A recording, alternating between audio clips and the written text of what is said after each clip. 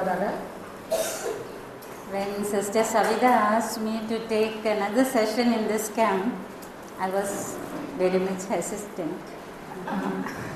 சகோதரி சவிதா அவர்கள் என்னை இந்த முகாமிலே பேசுவதற்காக சொல்லும்போது நான் மிகவும் யோசித்தேன். Because I know myself, I am not worthy to take such a topic also. என்னை பற்றி எனக்கு அதிகமாய் தெரிந்ததனால் நான் இதை எடுப்பதற்கு தகுதியானதா என்று யோசித்தேன். But trusting in the grace of God and in His mercy, தேவன் மீது நம்பிக்கை கொண்டு நான் இந்த செய்தியை எடுக்கிறேன். I want to share some thoughts that crossed my mind while I was thinking over this subject. என் இருதயத்திலே இந்த தலைப்பை கொண்டு நான் பார்க்கும்போது அநேக பகுதிகளை எடுத்து படித்து புரிந்து கொண்டேன். Do you know any woman who is called by the name woman after God's heart? நீங்கள் யாராவது கேள்விப்பட்டிருக்கிறீர்களா இந்த பெண்ணானவள் தேவனின் இருதயத்துக்கு தொடர்ந்தவள் என்று? Of course we know the man David. ஆணை பற்றி நமக்கு தெரியும், பெண்ணை பற்றி. But there are many women today itself. We were talking about so many women whom we can really know that they were according to God's heart. ஆனால் அநேக பெண்களை பற்றி காலையிலிருந்து பார்த்து கொண்டிருக்கிறோம். தெய்வ பெண்மணிகள் தங்கள் இருதயத்தை தேவனுக்கு தொடர்ந்து அவர்கள் ஓடினவர்களாகவும் அவங்களுடைய பண்ணின காரியங்கள் அசாத்தியமான காரியங்களாகவும் பார்த்திருக்கிறோம். I felt that today's messages, right from the beginning, when Sister Lydia took from about God's presence, again a repeated message by excellent Sister about God's presence. It was like underlining. God is telling it is very important. Yeah, when teacher says you should learn this, you should underline. So it's like God is underlining. Take note. காலையிலிருந்து Lydia சகோதரிகள் rexine சகோதரிகள் அவர்கள் எல்லாம் எடுக்கும்போது இதை நீ அடிக்கோடு இட்டுக்கோள் என்று தேவன் என்னுடைய இருதயத்தில் அநேகம் பேசினார். Again when Sister Lily Joseph, she took about imperishable adornment, and again I am also another lady taking almost the same subject. காலையிலே லில்லிய சகோதரி அவர்கள் அதே அடோன்மெண்ட் என்ற அந்த தலைப்பை பற்றி எடுக்கும்போது மறுபடியுமாக அதே காரியங்களை சார்ந்ததாகவே எடுக்கிறதாக இருக்கிறது என்னுடைய தலைப்பு. So now it is time for another quiz. Okay, what is the theme of the camp? Any younger sisters please tell. இந்த முகாமின் தலைப்பு என்ன? ஏதாவது ஒரு இளைய சகோதரிகள் சொன்னால் நன்றாக இருக்கும்.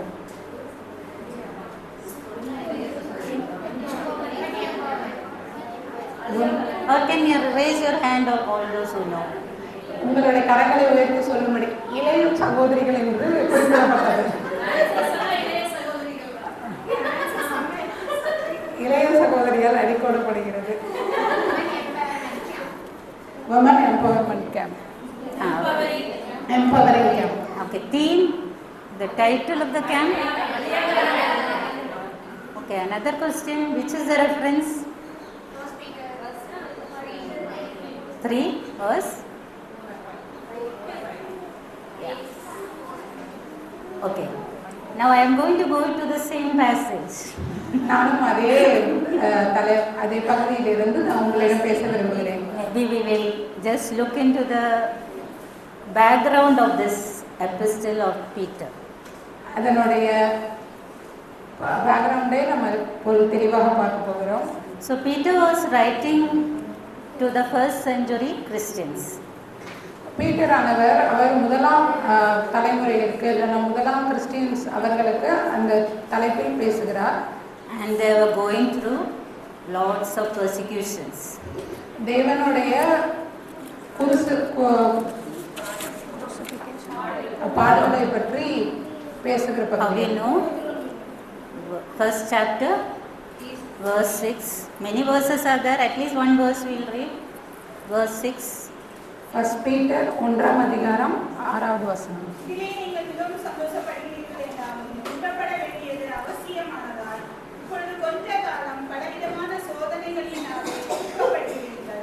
Yeah, they are going through various trials. நாம் அநேக பாடுகள் பட போகிறோம். And so Peter is writing to encourage these believers. பேதுருவானவர் இந்த புதிதாக இயேசு கிறிஸ்துவை ஏற்றுக்கொண்ட இவர்களுக்காக எழுதுகிறார், அவர்களை உற்சாகப்படுத்தும் விதமாக எழுதுகிறார். He is specially telling them to look to the hope that is in God. அவர் அந்த விசுவாசிகளுக்கு சொல்லுகிறார், நீங்கள் வரப்போகும் நம்பிக்கையை நோக்கி பாருங்கள் என்று சொல்லுகிறார். He is talking of the inheritance that is preserved in heaven, which is imperishable, which is undefiled, and that does not fade away. Verse 4 of first chapter. Maybe one of you can read.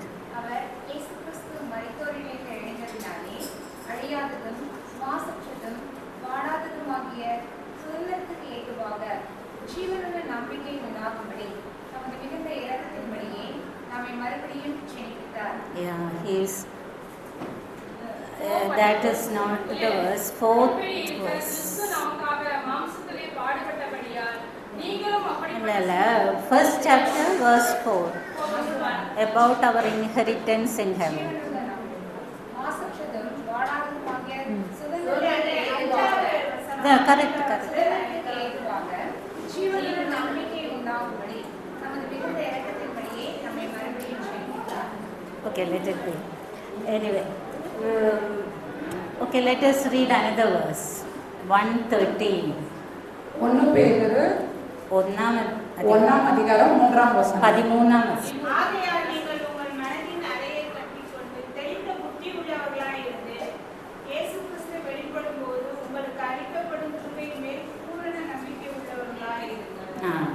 So he is telling them to rest your hope fully on the grace of God that is going to be brought to you. பேதுருவானவர் அந்த விசுவாசிகளுக்கு சொல்லுவது என்னவென்றால், உங்களுடைய பரலோகத்தில் உங்களுக்கு வைக்கப்பட்டிருக்கிற பொக்கிஷங்கள் அங்கு அழியாததும் மாசற்றதுமா இருக்கிற அந்த பொக்கிஷங்களை நோக்கி பாருங்கள், அந்த நம்பிக்கையை நீங்க நோக்கி பாருங்கள் என்று அவர் சொல்லுகிறார். And as he goes on, he also encourages the believers to lead a holy life. அப்படியே அவர் சொல்லும்போது, நீங்கள் இந்த பூமியில் வாழும்போது பரிசுத்தமான வாழ்க்கையை வாழ வேண்டும் என்பதனை அவர் உற்சாகப்படுத்துகிறார். And then he is telling to submit to your authorities. Submit. அப்பொழுது அவர் கீழ்ப்படிதல் என்று சொல்லுகிறார். Submit to governments. உங்களுடைய அரசியல் அமைப்பு சட்டத்துக்கு நீங்கள் கீழ்ப்படியுங்கள் என்கிறார். He is telling the servants to submit to the masters. வேலை செய்கிறவர்கள் உங்களுக்கு மேலே இருக்கிறவரிடம் நீங்கள் கீழ்ப்படிந்திருங்கள் என்று சொல்கிறார். And not just to the good masters, also to the cruel masters. நல்ல ஒரு அதிகாரிக்கு இல்லை, நல்ல ஒரு தனக்கு மேலதிகாரிக்கு நம்ம கீழ்ப்படிவது சுலபமாக இருக்கும், ஆனால் ஒரு தப்பான மேலதிகாரிக்கும் நம்ம கீழ்ப்படிந்திருக்க வேண்டும் என்று அவர் சொல்லுகிறார். And then in third chapter he is addressing the wives. And அதற்கப்புறம் 3வது அதிகாரத்தில் அவர் மனைவிகளை பற்றி பேசுகிறார். I'm sure you know by now what is in chapter 3 verse 1 to 6. 3ஆம் அதிகாரத்திலே 1வது வசனத்திலிருந்து 6வது வசனம் வரைக்கும் என்ன இருக்கும் என்று உங்கள் எல்லாருக்கும் தெரியும். Maybe for a revision we can just read and try to find out the qualities once again that is God is expecting in woman. இந்த பகுதி நம்மளுக்கு தெரிந்திருந்தாலும் அதை மறுபடியும் எடுத்து பார்த்து மறுபடியும் நம்ம சரி செய்து கொள்ளவும் பார்த்து கொள்ளவும் இதை படிக்கலாம். So as we read, just look out for the words that shows what God wants from us. தேவன் நம்மிடத்திலிருந்து என்ன எதிர்பார்க்கிறார்? Can we read? வாசிப்போமா? சொந்தபடி மனைவிகளே, உங்கள் சொந்த புருஷருக்கு கீழ்ப்படிந்திருங்கள். அப்பொழுது அவர்கள் யாராவது திருவசனத்துக்கு கீழ்ப்படியாதவர்களாய் இருந்தால் பயபக்தியோடு கூடிய உங்கள் கற்புள்ள நடக்கையை அவர்கள் பார்த்து போதனை என்று மனைவியில் நடக்கையினாலே ஆதாயப்படுத்திக் கொள்ள கடவுள். எல்லாமே வார்த்தா? Okay. From these verses, what are the qualities? மேற்பட்ட வசனங்களிலிருந்து என்னென்ன தரங்கள் நம்மளுடைய மனைவிகளிடமிருந்து பார்க்கிறோம்? பயபக்தி, சப்மிஸ், கற்புள்ள நடப்பு. அப்புறம் okay, maybe we okay, so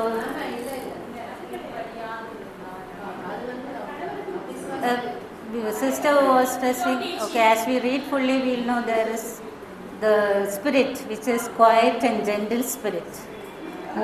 அமைதியான ஆவியுள்ள, சாந்தமான ஆவியுள்ள என்கிற அந்த தரத்தை பார்க்கலாம்.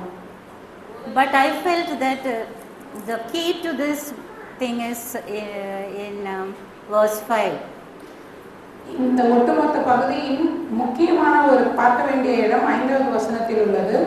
இப்படியே பூர்வத்தில் தேவனிடத்தில் நம்பிக்கையாய் இருந்த பரிசுத்த ஸ்திரீகளும் தங்களுடைய புருஷர்களுக்கு கீழ்ப்படிந்து தங்களை அலங்கரித்தார்கள்.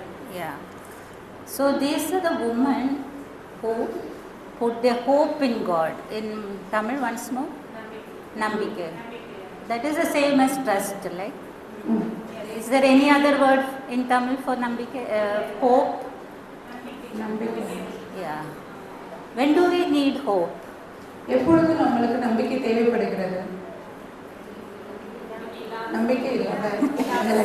Usually we think of it. And now here many times Peter has repeated about hope in this letter.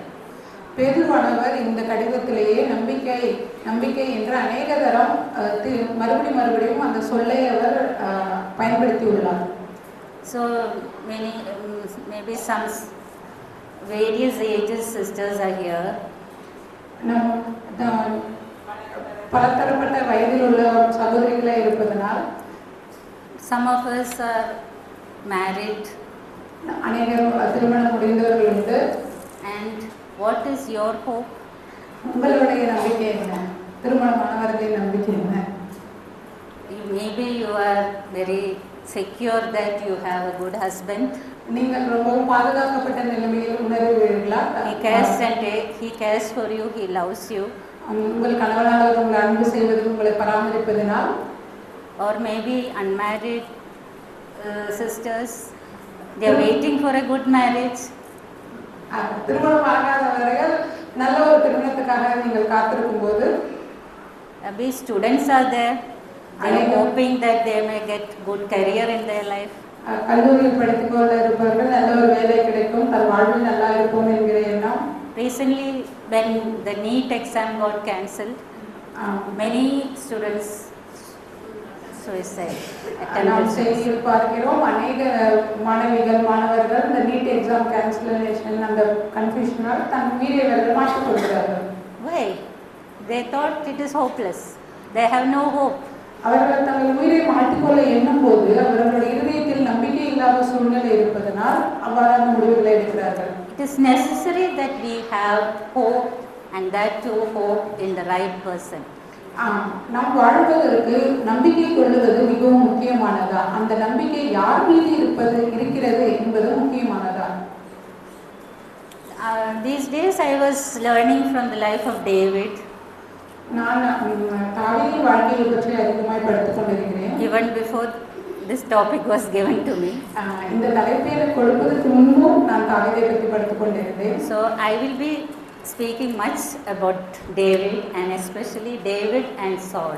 So ஆதலால் நான் அதிகமாக தாவீதை பற்றியும் சவுலை பற்றியும் உங்களிடம் பேச விரும்புகிறேன். So maybe I can ask you which is the portion where it is mentioned about David is after God's heart. வேதாகமத்திலே எந்த இடத்திலே தேவனானவர் தாவீது என் இதயத்துக்கு ஏற்ற மகன் என்று குறிப்பிட்டுள்ளார்?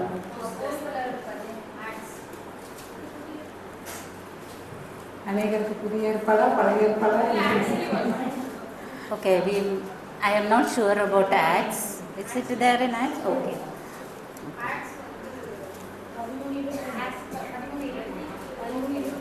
பின்பு அவர் அவனை தள்ளி தாவீதை அவர்களுக்கு ராஜாவாக ஏற்படுத்தி ஈசாயின் குமாரனாகிய தாவீதை என் இருதயத்துக்கு ஏற்றவனாக தந்தேன். எனக்கு சுத்தமானவைகளை எல்லாம் அவன் செய்வான் என்று அவனை குறித்து சாட்சியம் கொடுத்தார். Yeah. So let us go to the original portion that is in 1 Samuel. Let us say the verse so that everybody can take. Which is the verse? 13th chapter 40. கர்த்தர் தம்முடைய இருதயத்துக்கு ஏற்ற ஒரு மனுஷனை தமக்கு தேடி அவனை கர்த்தர் தம்முடைய ஜனங்கள் மேல் தலைவனாய் இருக்க கட்டளையிட்டார். Yeah. And I want to take you to the context, the story behind it. உங்களை நான் அந்த கதையின் பின்பகுதிக்கு அழைத்து செல்லுகிறேன். எல்லாரும் 1 சாமுவேல் 13ஆம் அதிகாரம் 13-14 வசனங்களில் இருக்கும்படி கேட்டுக்கொள்ளப்படுகிறது. Okay, so who was the first king in Israel? Saul. And Saul was appointed by God, right? யார் முதலாவது அரசனாயானார் இஸ்ரேலுக்கு என்றால் சவுல். சவுலை அரசனாக தேர்ந்தெடுத்தது தேவன். Okay. So after Saul was anointed as king, சவுலை ராஜாவாக அபிஷேகப்படுத்தின பின்பு Samuel had given some special instructions to him. Samuel அவர்கள் சில காரணங்களை கூறுகிறார். That he has to wait for Samuel 7 days, and when Samuel comes, he will do the sacrifice. Samuel அவர்கள் சவுலிடம் எனக்காக காத்திரு 7 நாள் என்று சொல்லிவிட்டு செல்கிறார். Yeah, but in the place called Gilgal, he has to wait there. Gilgal என்ற இடத்தில் சவுல் சாமுவேலுக்காக காத்திருக்க வேண்டும். But during this time, the Philistines, you know who are the Philistines, the enemies of Israel, they started to make war with Israel. இந்த நேரத்தில் பிலிஸ்தீர் அவர்கள் இஸ்ரவேலை நோக்கி சண்டைக்கு வருகிறார்கள், போருக்கு வருகிறார்கள். And the people got scared. மக்களும் மிகவும் பயந்தவர்களாகிறார்கள். They started to scatter. மக்கள் பதறியடித்து ஓடுகிறார்கள். Now Saul got worried. அரசனான சவுல் மிகவும் மனக்குழப்பத்துக்கு உள்ளாகிறார். Samuel has not yet come. Samuel அவர்கள் வரவில்லை இன்னும். He is waiting for him at Gilgal. அவருக்காக காத்திருக்கிறார். 7 days came. 7 நாட்கள் ஒரு பதிலும் இல்லை. But he thought, now I have to do something. Saul இப்பொழுது தன்னுடைய இருதயத்தில் நான் ஏதாவது செய்தாக வேண்டும் என்று ஒரு He was restless. சவுலானவர்களுக்கு ஒரு பதட்டமான நிலை இருக்கிறது, சமாதானம் இல்லை. And so Saul himself took the initiative to do the sacrifices. Saul தானாகவே எல்லா முடிவையும் எடுக்கிறார், அவர் தகவல்களை கொடுக்க ரெடியாகிறார். After that Samuel comes. இதன் பிறகு சாமுவேல் அவர்கள் வருகிறார். And he rebuked Saul. Samuel அவர்கள் சவுலை மிகவும் கடிந்து பேசுகிறார். That is what we read. Let's again read 13th chapter of 1 Samuel, verse 13 and 14. 1 Samuel 13ஆம் அதிகாரம் 13 இருந்து 14 வசனங்களை வாசிப்போம். சாமுவேல் சவுலை பார்த்து, புத்தியீனமாய் செய்தீர். உம்முடைய தேவனாகிய கர்த்தர் உமக்கு விதித்த கட்டளையை கைக்கொள்ளாமல் போனீர். மற்றபடி கர்த்தர் இஸ்ரவேலின் மேல் உம்முடைய ராஜ்யபாரத்தை என்றைக்கும் ஸ்திரப்படுத்துவார். இப்போதோ உம்முடைய ராஜ்யபாரம் நிலை நிற்காது. கர்த்தர் தம்முடைய இருதயத்துக்கு ஏற்ற ஒரு மனுஷனை தமக்கு தேடி அவனை கர்த்தர் தம்முடைய ஜனங்கள் மீது தலைவனாய் இருக்க கட்டளையிட்டார். கர்த்தர் உமக்கு விதித்த கட்டளையை நீ கைக்கொள்ளவில்லையே என்று சொன்னான். Yeah, Lord wanted a person who obeys him. தேவன் அவருடைய கட்டளைகளுக்கு கீழ்ப்படுகிறவர்களாகவும் அவருடைய வார்த்தைக்கு செவி கொடுக்கிறவர்களையும் விரும்புகிறார். Saul could not wait to wait for Samuel. That was what he was commanded. அரசனாகிய Saul சாமுவேலுக்காக காத்திருக்க அவருக்கு அந்த பொறுமை இல்லை. As we read in 1 Peter, one of the qualities is a quiet and gentle spirit. 1 பேதுருவில் நாம் பார்த்தது போல அங்கு நாம் பொறுமையான ஆவி அப்படி என்று பார்க்கிறோம். அது இங்கே சவுலிடம் இல்லாததை நம்ம காண்கிறோம். But that can come only when we submit to God fully. இவரான காரியங்கள் நம்ம முழுவதுமாக தேவனிடத்தில் ஒப்பு கொடுக்கும் போதே நமக்கு கிடைக்கும். Another incident we see again on Saul is in chapter 15. இதே போன்ற அடுத்த ஒரு காரியத்தை நம்ம சவுலிடம் பார்ப்போம். 1 சாமுவேல் 15ஆம் அதிகாரத்தில் உள்ளது. I will tell the story here. அதன் பற்றின கதை. God had told Saul to go for war against the Amalekites. தேவனானவர் சவுலிடம் அமலேக்கியரை நோக்கி படையெடுத்து போ என்று சொல்கிறார். And he ordered that they should be utterly destroyed. தேவனானவர் சவுலிடம் நீ எல்லாரையும் கொன்று போடு என்று சொல்லுகிறார். Of course he did a lot of it. He did destroy, but he kept some. He didn't kill the king itself. சவுலானவர் அதை கொன்று போட்டார். ஆனால் அந்நாட்டின் தலைவனை அரசனை கொல்லாமல் விட்டுவிட்டார். And also lot of sheep and cattle he kept. அவர்களிடமிருந்து அநேக மாடுகள் ஆடுகள் போன்றவற்றைகளை அவர் எடுத்து வந்தார். So let's read 1 Samuel chapter 15. நாம் 1 சாமுவேல் 15வது அதிகாரம் வாசிப்போம். Again Samuel is rebuking Saul. மறுபடியும் சாமுவேல் அவர்கள் சவுலை கண்டிக்கிறார். And what is the justification Saul is giving? அந்த இடத்தில் அரசனான சவுல் தான் செய்த காரியம் நியாயம் என்று சாமுவேலிடம் சொல்லுவதை நாம் பார்க்கலாம். So Samuel, okay, verse 20. 20வது வசனம். சவுல் சாமுவேலை நோக்கி, நான் கர்த்தருடைய சொல்லை கேட்டு கர்த்தர் என்னை அனுப்பின வழியாய் போய் அமலேக்கின் ராஜாவாகிய ஆகாகை கொண்டு வந்து அமலேக்கியரை சங்காரம் பண்ணினேன். ஜனங்களோ உம்முடைய தேவனாகிய கர்த்தருக்கு கில்காலிலே பலியிடுகிறதற்காக கொள்ளையிலே சாவத்தீடாகும் ஆடு மாடுகளிலே பிரதானமானவைகளை பிடித்து கொண்டு வந்தார்கள் என்றான். Okay, but in verse 22 and 23. அதற்கு சாமுவேல், கர்த்தருடைய சத்தத்திற்கு கீழ்ப்படிகிறதை பார்க்கிலும் சர்வாங்க தகனங்களும் பலிகளும் கர்த்தருக்கு பிரியமாயிருக்குமோ? வழியை பார்க்கிலும் கீழ்ப்படிதலும் ஆட்டுக்கடாக்களின் இனத்தை பார்க்கிலும் செவி கொடுத்தலும் உத்தமம். இரண்டகம் பண்ணுதல் பில்லி சூனிய பாவத்திற்கும் முரட்டாட்டம் பண்ணுதல் அவபக்திக்கும் விக்கிர ஆராதனைக்கும் சரியாயிருக்கிறது. நீர் கர்த்தருடைய வார்த்தையை புறக்கணித்தபடியினாலே அவர் உம்மை ராஜாவாய் இராதபடிக்கு புறக்கணித்து தள்ளினார் என்றான். So here we see how important it is to God that we obey Him completely. இந்த இடத்தில் நாம் பார்க்கிறோம், தேவன் சொல்லுகிற வார்த்தைக்கு நாம் கீழ்ப்படிதல், முழுவதுமான கீழ்ப்படிதல் எவ்வளவு முக்கியமானது என்பதனை பார்க்கிறோம். So a woman after God's heart should be willing to obey Him completely.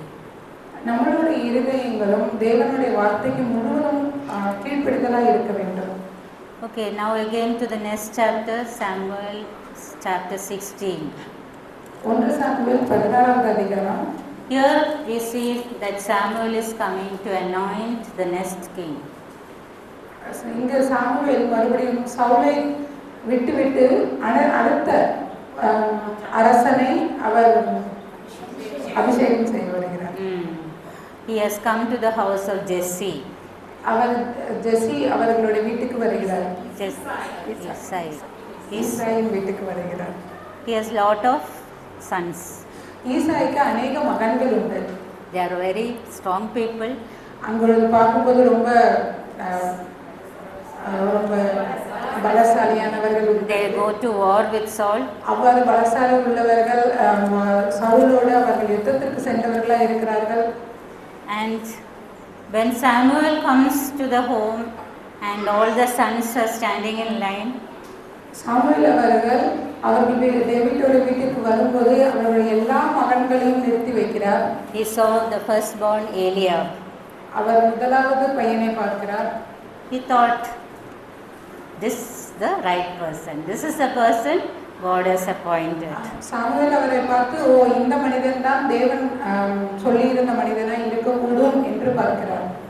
But God refused. ஆனால் தேவனோ இல்லை என்றார். What does God says? Well, let us see verse 6 and 7 of verse 16. அவர்கள் வந்தபோது அவன் எலியாவை பார்த்தவுடனே, கர்த்தரால் அபிஷேகம் பண்ணப்படுபவன் இவன்தானாகும் என்றான். கர்த்தர் சாமுவேலை நோக்கி, நீ இவனுடைய முகத்தையும் இவனுடைய சரீர வளர்ச்சியையும் பார்க்க வேண்டாம். நான் இவனை புறக்கணித்தேன். மனுஷன் பார்க்கிறபடி நான் பாரேன். மனுஷன் முகத்தை பார்ப்பான், கர்த்தரோ இருதயத்தை பார்க்கிறார் என்றார். Yeah, that is what we learn in the morning. God looks into the heart. காலையில் நாம் பார்த்த செய்தியின் அடிப்படை தேவன் இருதயத்தை பார்க்கிறார் என்பது. தேவன் இருதயத்தையே பார்க்கிறார். God is seeking our hearts. He is looking into our hearts. தேவன் நம்மளுடைய இருதயத்தை பார்க்கிறார். It is very easy. We just adorn ourselves to impress people around us. நாம் நம்மளை தயார்படுத்திக் கொள்ளும்போது நம்மை சுற்றி இருக்கிறவர்கள் நம்மளை நல்ல முறையில் என்ன வேண்டும் நினைக்க வேண்டும் என்று பண்ணுகிறோம். But to impress God, what shall we do? ஆனால் தேவனை நம்ம எப்படி நம்ம மீது நல்ல அபிப்பிராயம் கொள்ள வேண்டும் என்று நாம் என்ன செய்கிறோம்? That is, He looks into our hearts, our motives, our thoughts, our intentions. தேவனும் நம்மளுடைய இருதயத்தின் சிந்தையும் இருதயத்தின் எண்ணத்தையும் காண்கிறவராக இருக்கிறார். And He is looking into a heart that will trust Him, that will obey Him. தேவன் நம்மளுடைய இருதயத்தை பார்க்கும்போது அவர் மேல் நம்பிக்கை கொண்டவர்களாகவும் அவரை நோக்கி பார்க்கிறவர்களாகவும் நாம் இருக்க வேண்டும் என்று எண்ணுகிறார். It is very precious to God. அது தேவனுக்கு மிகவும் விலையேற பெற்றதாக இருக்கிறது. So we saw that Saul was not willing to wait upon God. ஆனால் இங்கு பார்க்கும்போது சவுல் தன்னை தேவன் ராஜாவாக்கினாலும் சாமுவேலுக்காக 7 நாள் காத்திருப்பது அவரால் கூடாமல் போயிற்று. And as the days goes by, நாட்கள் ஆக ஆக Saul became more and more adamant. நீங்கள் பார்க்கலாம் சவுல் ராஜா மிகவும் தன்னுடைய இருதயத்தை கடினப்படுத்தினவனாக நாம் பார்க்க முடியும். And Peter here is writing to people. Peter is writing to people who are in difficult situations. பேதுருவானவர் இங்கே எழுதும்போது தன்னுடைய வாழ்க்கையில் ரொம்ப கடினமான நிலையில் இருக்கும் மக்களுக்கு அவர் எழுதுகிறார். Yes, God will test us. பிள்ளைகளே, தேவன் நம்மளை சோதனைக்கு உட்படுத்தலாம், இல்லை சோதிக்கலாம். Only through difficult situations in our life, our real trust will be evident. தேவன் அநேக கஷ்டமான சூழ்நிலைகள் நாம் செல்லும் போது நம்மளிடத்திலிருந்து தேவன் மீது நம்ம கொண்டிருக்கும் நம்பிக்கை அதிகப்படுத்தும், அந்த நம்பிக்கை இருக்கும். So let us examine our life. நாம் நம்மளுடைய வாழ்க்கையை நோக்கி பார்ப்போம். Do we really trust in God? நாம் உண்மையாகவே தேவன் மீது நம்பிக்கை கொண்டவர்களாக இருக்கிறோமா? Where is our hope? நம்மளுடைய நம்பிக்கை எங்கே இருக்கிறது? Is it in our family? நம்மளுடைய குடும்பத்தின் மீதா? Or the job that you have? நம்மளுடைய வேலையின் மீதா? Or in the good name that you have? நம்மளுடைய நல்ல பேரின் மீதா? But one day, many of these things will go away. ஒரு நாள் இதெல்லாம் நம்மளை விட்டு கடந்து போகும். But God is unchanging. தேவன் மாறாதவராக இருக்கிறார். He alone can be our hope. தேவன் மட்டுமே நமது நம்பிக்கையாக இருக்க முடியும். And a person who has put his hope in Him or trust in Him, he will be at peace. தேவன் மீது நம்பிக்கை கொண்டு காத்திருக்கிறவர்களுக்கு சமாதானம் உண்டு. Isaiah 26:3. ஐசையா 26:3. 26:3 and 4. உறுதியாய் பற்றிக் கொண்ட மனதை உடையவன் உண்மையே நம்பி இருக்கிறபடியால் நீர் அவனை பூர்ண சமாதானத்துடன் காத்துக்கொண்டீர். And we know that David has written many psalms. உங்களுக்கு தெரியும், தாவீது அநேக சங்கீதங்களை எழுதியுள்ளார். And in those psalms, his trust in God is so much evident. தாவீதின் சங்கீதங்களில் நீங்கள் அநேக தரம் அநேக வசனங்களில் பார்க்கலாம், தேவன் மீது நம்பிக்கை கொள், கர்த்தரின் மேல் நம்பிக்கையாது, கர்த்தர் மேல் நம்பிக்கையாது என்று. One of the psalm is Psalm 62. அது அவ்வாறாக நம்ம பார்க்க போகிற சங்கீதம் 62. And first verse. 62வது சங்கீதம் முதல் வசனம். தேவனையே நோக்கி என் ஆத்துமா அமர்ந்திருக்கிறது, அவரால் என் ரட்சிப்பு வரும். Now this psalm is, I think it is written in the context when he was chased by his own son Absalom. இந்த 62வது வசனம் அதிகாரமானது எழுதப்பட்ட நிலைமையோ தாவீது தன் மகனால் துரத்தப்படுவது, தன் வாழ்க்கைக்காக தன் மகனால் துரத்தப்படும் ஒரு சங்கடமான சூழ்நிலையில் அவர் எழுதுகிறார். And when you read through it, is very touching to see how his heart is trusting in God. இது மிகவும் நம்ம இருதயத்தில் உருக்குகிற ஒரு சங்கீதமாக இருக்கிறது. இவ்வாறு ஒரு சூழ்நிலையிலையும் எவ்வாறு தாவீது தேவனையே நம்பி இருக்கிறார் என்பது. He calls God his rock, his salvation, his defense. Our Second verse. தாவீதானவர் தேவனை நோக்கி என்னுடைய அரண், என்னுடைய கண்மலை என்று கூப்பிடுகிறார். So dears, such a man was David. அப்படிப்பட்டமான மனிதன் தன்னுடைய சொந்த பிள்ளை தன் உயிருக்காக தன்னை துரத்தும் சூழ்நிலையிலையும் தான் தேவனை நோக்கி கூப்பிடுகிற ஒரு மனிதனாக தாவீது உள்ளார். And in 1 Peter chapter 3, again we see the example of Sarah. 1 பேதுரு 3ஆம் அதிகாரத்தில் நாம் சாராவை பற்றி பார்க்கிறோம். Sarah, yeah, அந்தபடியே சாரா 5th verse. ஆண்டவன் என்று சொல்லி அவனுக்கு கீழ்ப்படிந்திருந்தார். Yeah. Sarah was also a woman who hoped in God. சாரா அவர்களும் தன்னுடைய நம்பிக்கையை முழுவதும் தேவன் மேல் கொண்டுள்ள ஒரு மிகச்சிறந்த பெண்மணியாக இருந்தார். Otherwise, it would not be possible to submit to her husband and obey when God called Abraham. எப்படி என்று தேவன் மீது அவ்வாறு நம்பிக்கை கொண்டிருந்த ஒரு சாராள் அவர்கள் தேவன் ஆபிரகாமை அழைக்கும் போது சாராள் அதுக்கு முழுவதும் கீழ்ப்படிந்து அதன்படி நடந்து கொண்டார். You know, they were living in the city of Ur, அவர்கள் ஊர் என்ற இடத்தில் வாழ்ந்து கொண்டிருந்தார்கள். a very modern city at that time. அந்த நேரத்தில் அது மிகவும் ஒரு நல்ல எல்லா வசதிகளும் கொண்ட நகரமாக இருந்தது. Very civilized. மக்களும் நல்ல மக்களாகவும் கட்டிடங்கள் எல்லாம் வசதிகளும் செய்து தரப்பட்டிருந்தது. And one day Abraham is telling Sarah, "Come, let us go." ஒரு நாள் சாராவை ஆபிரகாம் பார்த்து இந்த இடத்தை விட்டு போகலாம் வா என்று அழைக்கிறார். Let us leave this house. இந்த வீட்டை விட்டு போவோம் என்கிறார். Let us leave our relatives, all the friends and families, all the comforts. ஒரு நாள் ஆபிரகாம் சாராவை நோக்கி இந்த நம்மளுக்கு தெரிந்தவர்கள் பழக்க வழக்கங்கள் எல்லாவற்றையும் விட்டு விட்டு வா என்று சாராவை நோக்கி ஆபிரகாம் அழைக்கிறார். Unless Sarah had trusted God, she would not have gone and obeyed Abraham. சாரா உண்மையாக தேவன் மீது நம்பிக்கை கொண்டிருந்ததனால் மட்டுமே அவர்களால் ஆபிரகாம் அழைத்தவுடன் அந்த இடத்தை விட்டு சொந்த ஜனம், சொந்த இடம், தெரிந்தவர்கள், தன் தெரிந்த இடம் எல்லாவற்றையும் விட்டுவிட்டு ஆபிரகாம் சொல்வதற்கு கீழ்ப்படிந்து போக முடிந்தது. From a very secure place, there she started her journey, very long journey.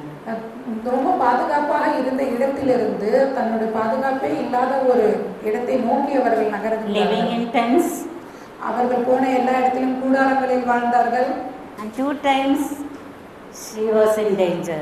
2 முறை நமக்கு தெரியும் சாராள் ரொம்பவும் ஆபத்தான நிலைமைக்கு சென்றார்கள். But God protected her எல்லா சூழ்நிலைகளிலும் தேவன் அவரை பாதுகாத்தார். because God was her refuge. ஏனென்றால் தேவன் அவருக்கு உதவி செய்தார், அவருக்காக நின்றார்.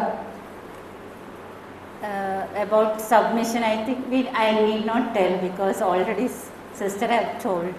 கீழ்ப்படிதல் என்பதனை பற்றி அனைவரும் பேசி இருக்கிறார்கள். So, but I am telling you, God has not given us perfect husbands. தேவன் நமக்கு ரொம்ப முழுமை பெற்ற ஒரு புருஷரை தருவதில்லை.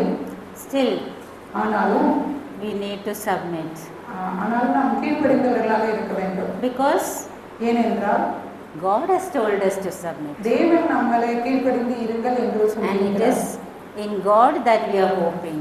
தேவன் மீது நம்பிக்கை கொண்டவர்களாக தம் சொந்த புருஷர்களுக்கு கீழ்ப்படிதல் அவசியமாகும். Okay, maybe that part I will skip. We have not much time. I want to point out another example of David in chapter 24 of 1 Samuel. உங்களிடம் தாவீதை பற்றின இன்னொரு குணாதிசயத்தை நான் சொல்ல விரும்புகிறேன். 1 சாமுவேல் Chapter 24. 24வது அதிகாரம். Here we see that Saul is chasing David and want to kill him. இந்த இடத்தில் அரசனான சவுல் தாவீதை எப்படியாவது கொல்ல வேண்டும் என்று தொடர்ந்து பிடித்து கொல்ல முயற்சிக்கிறார். And at that time, Saul was hiding in cave. அந்த நேரத்தில் Sorry, David was hiding in cave. அந்த நேரத்தில் தாவீது ஒரு Cave, Guha. மலையில் குகையில் தஞ்சம் கொண்டிருக்கிறார். And we see that in the same cave, Saul happened to come. அதே குகையில் பார்த்தீர்கள் என்றால் சவுலும் வந்து தஞ்சமடையும் சூழ்நிலை ஏற்படுகிறது. He could have easily killed Saul, his enemy. அந்த சூழ்நிலையில் தாவீதுக்கு அதிகமான பலமும் சவுல் தான் தெரியாமல் உறங்கிக் கொண்டிருக்கும் ஒரு சூழ்நிலை ஏற்படும் போது David could have killed Saul easily and all his miseries would have ended. தாவீது தன் வாழ்நாளெல்லாம் துரத்தப்படுகிற ஒரு மனிதனுடைய உயிர் தன் கையில் இருக்கும்போது கொன்றிருந்தால் அந்த கஷ்டம் போயிருக்கும். But what is David saying in verse 6? அவன் தன் மனுஷரை பார்த்து, கர்த்தர் அபிஷேகம் பண்ணின என் ஆண்டவன் மேல் என் கையை போடும்படியான இப்படிப்பட்ட காரியத்தை நான் செய்யாதபடிக்கு கர்த்தர் என்னை காப்பாராக. அவர் கர்த்தரால் அபிஷேகம் பண்ணப்பட்டவர் என்று சொல்லி. Yeah, David is telling Saul is God, Lord's anointed. தாவீது அவர்கள் சொல்லும்போது, தேவனால் அபிஷேகம் பண்ணப்பட்ட சவுல், அவர் மீது நான் என் கையை போடுவதில்லை என்று சொல்லுகிறார். I fear God. நான் தேவனுக்கு பயந்து இருக்கிறேன் என்று I சொல்லுகிறார். trust God. நான் தேவன் மீது நம்பிக்கை கொண்டிருக்கிறேன் என்று சொல்லுகிறார். And he is actually talking to Saul later in such respectful way. அந்த அதன் பிறகு அவர் சவுலை பார்க்கும்போது தாவீதானவர் அதே ஒரு மரியாதையுடன் பேசுகிறார், நடத்துகிறார். This is a heart, a quiet heart that trusts in God, இந்த இருதயம் தான் தேவனை முழுவதுமாய் நம்பி இருக்கிற ஒரு that இருதயம். waited for God's time. அந்த தேவனுடைய நேரத்துக்காக காத்திருக்கிற மனிதனுடைய இருதயம். Yes, many times we wait for things to be done, அநேக நேரங்களில் சில காரியங்கள் நடக்க வேண்டும் என்று நம்ம காத்திருக்கிறோம். that marriage will happen, திருமணம் ஆகும் என்று, that we'll get a job, நமக்கு வேலை கிடைக்கும் என்று, and many things like that. அதற்கான அநேக காரியங்கள் நம்ம காத்திருக்கிறோம். But do you wait for God's time? ஆனால் தேவனுடைய நேரத்துக்காக நீங்கள் காத்திருக்கிறீர்களா? David waited long to become king, even after he was anointed. Samuel அவர்கள் இந்த தாவீது அரசனாவார்கள் என்று சொல்லியும் தாவீது அரசனாவதற்கு அநேக நாட்கள் ஆனது. ஆனாலும் தாவீது தேவன் மீது கொண்டிருந்த நம்பிக்கையின் காரணமாக காத்திருந்தார். And there is also God's Jesus example also Peter is mentioning in chapter 2, verse 22 and 23. இதே முரண்மையிலே தான் பேதுரு அவர்களும் இயேசு கிறிஸ்துவை பற்றின உதாரணத்தை நமக்கு எடுத்து சொல்லுகிறார். First Peter chapter 2 verses 22 and 23. 1 பேதுரு 2ஆம் அதிகாரம் 22வது வசனம். அவர் பாவம் செய்யவில்லை, அவருடைய வாயிலே வஞ்சனை காணப்படவும் இல்லை. அவர் வையப்படும் போது பதில் வையாமலும், பாடுபடும் போது பயமுறுத்தாமலும், நியாயமாய் தீர்ப்பு செய்கிறவருக்கு தம்மை ஒப்புவித்தார். Yeah, he entrusted to God who will justly judge. Yeah. He entrusted himself to God. இயேசு கிறிஸ்துவானவர் தன்னுடைய இருதயத்தையும் தன்னுடைய உடல் எல்லாவற்றையும் அவர் தேவனுக்கு என்று அர்ப்பணித்தார். அந்த தேவனிடத்தில் நம்பிக்கையை கொடுத்து விட்டார். That is maybe it is experience at the cross. அவருடைய இயேசு கிறிஸ்து சிலுவையில் பட்ட பாடுகள், People were mocking him. மக்கள் அநேகர் அவர்களை தப்பான மொழிகளில், He didn't even give any threat back.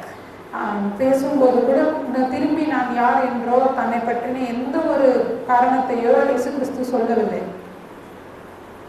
Okay, sisters, I would like to ask you, why should we trust God? சகோதரிகளே, மறுபடியும் உங்களிடமிருந்து நான் கேட்க விரும்புகிறேன், ஏன் நாம் தேவன் மீது நம்பிக்கை கொள்ள வேண்டும்? I will say there is no other person whom you can trust. வேறு யாரும் நமக்கு இல்லை. நம்ம முழுவதும் நம்பிக்கைக்கும் பாத்திரமானவர் நம் கடவுளாக இருக்கிறார். Before ending, I would like to read Psalms 62. நான் முடிப்பதற்கு முன்னாடி சங்கீதம் 62 உங்களுக்கு வாசிக்க விரும்புகிறேன். I wish I could read the whole psalm. நான் முழுவதுமான சங்கீதத்தை வாசிக்க விருப்பப்படுகிறேன். I encourage you to read it by yourself. நீங்களும் வந்து அந்த 62வது சங்கீதத்தை வாசியுங்கள் என்று உங்களை உற்சாகப்படுத்துகிறேன். Verse 11 and 12. 11வது வசனமும் 12வது வசனமும். தேவன் ஒரு தரம் கிளம்பினார், இரண்டு தரம் கேட்டிருக்கு. வல்லமை தேவனுடையது என்பது, கிருபையும் உடையது. ஆண்டவரே, தேவரீர் அவனவன் செய்யத்தக்கதாக பலன் அளித்தீர். So power belongs to God. Power belongs to God. வல்லமை தேவனுடையது. வல்லமை தேவனுடையது. You trust somebody who is powerful. நாம் நம்பிக்கை கொண்டிருக்கிறவர் அதே அநேக வல்லமை உள்ளவர். There is no one who is more powerful than God. ஒருவரும் உலகத்தில் யாரும் அவ்வளவு வல்லமை கொண்டவர்கள் அல்ல. He alone can help you. தேவன் மட்டுமே உங்களுக்கு உதவி செய்ய முடியும். And not only that God is powerful, தேவன் மிகவும் வல்லமை கொண்டவராக இருக்கிறார். He is also merciful. தேவன் கிருபை கொண்டவரும் அதிகமாக இருக்கிறார். Is it not wonderful? இது மிகவும் ஆச்சரியமான காரியம் அல்லவா? I am standing before you because God is merciful. நான் உங்கள் முன்னாடி இருப்பதற்கு காரணம் தேவனுடைய கிருபையினாலே மாத்திரம். We know David was not a perfect person. தாவீதும் ரொம்ப முழுமை பெற்ற மனிதன் அல்ல. We know the sins that he committed. நமக்கு தெரியும் அவர் செய்த பாவம். He committed adultery, murder. தாவீது அவர்கள் கொலை செய்தார், ஒரு பெண்ணை தவறாக நடத்தினார். But when he repented with a broken heart, தாவீது அவர்கள் தன்னுடைய இருதயம் நொறுக்கப்பட்டவராய் தேவனுக்கு முன்னாடி தன் பாவங்களை அவர் முறையிட்டு சொல்லி மன்னிப்பு கேட்ட பொழுது God forgave him. தேவன் அவருக்கு மன்னிப்பு அளித்தார். Maybe some of you may be thinking, I am a failure. நாம் அனைவர் நம்ம இருதயத்தில் எண்ணிக்கொள்ளலாம், நான் வெற்றி அடையாதவர் அப்படி என்று. But if you come to God, ஆனால் நீங்கள் தேவனிடத்தில் வந்தீர்கள் என்றால் He will forgive you. தேவன் நம்மை மன்னிக்கிறவராக. We can hope in Him. நாம் திடநம்பிக்கை உள்ளவர்களாக இருக்கலாம் தேவனை. Because He is merciful. தேவன் கிருபை உள்ளவரும். And He is a forgiving God. அந்த தேவன் நம்மை மன்னிக்கிற தேவனுமாய் இருக்கிறார். So this is the word that I want to leave with you. இந்த வார்த்தைகளை உங்களிடம் நான் சொல்லி முடிக்கிறேன். Trust in Him at all times. தேவன் மீது நம்பிக்கை கொள்ளுங்கள் எல்லா சமயங்களிலும், எல்லா நேரங்களிலும். Pour out your heart before Him. நம்மளுடைய இருதயத்தை அவர் முன்னாடி நம்ம ஊற்றுகிறவர்களாக இருப்போம். God is a refuge for us. தேவன் நம்ம சேட்டையுமா இருக்கிறார். Thank you.